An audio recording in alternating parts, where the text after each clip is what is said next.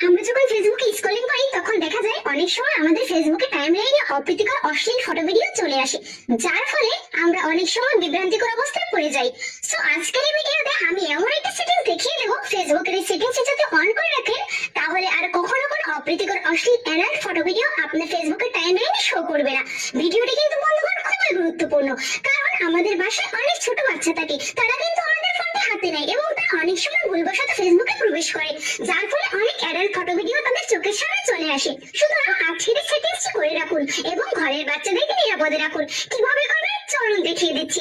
এরকম একটা টিপস যদি আমাকে ফলো দিয়ে রাখতে পারেন, যা আপনার অনেক কাজে দেবে এবং আপনারা চাইলে অন্যান্য ভাই বোনদের ভিডিওটি শেয়ার করে দেখার সুযোগ করে দিতে পারেন। শুরুতে আপনারা অফিসিয়াল ফেসবুকে প্রবেশ করবেন। প্রবেশ করার পরে উপরে দেখতে পাচ্ছেন থ্রি মেনু রয়েছে, থ্রি মেনুতে একবার ট্যাপ দিবেন। উপরে দেখতে পাচ্ছেন সেটিংস আইকন, সেটিংস আইকনে ক্লিক করবেন। এরপরে এই যে দেখতে পাচ্ছেন নিউজ ফিড, এখানে একবার ট্যাপ দিবেন। দেন এই যে দেখতে পাচ্ছেন নিচের দিকে রিডিউস নামে একটি অপশন রয়েছে, এখানে একবার ট্যাপ দিবেন। দেন এই যে দেখতে পাচ্ছেন 3 নম্বর অপশনটি সেনসিটিভ কন্টেন্ট, এখানে একবার ক্লিক করবেন। ক্লিক করার পরে আপনাদের ফোনে রিডিউস ডিফল্ট এটি অন করা থাকবে, আপনারা রিডিউস মোডে ক্লিক করবেন। ক্লিক করার পরে ওকে করে দিবেন।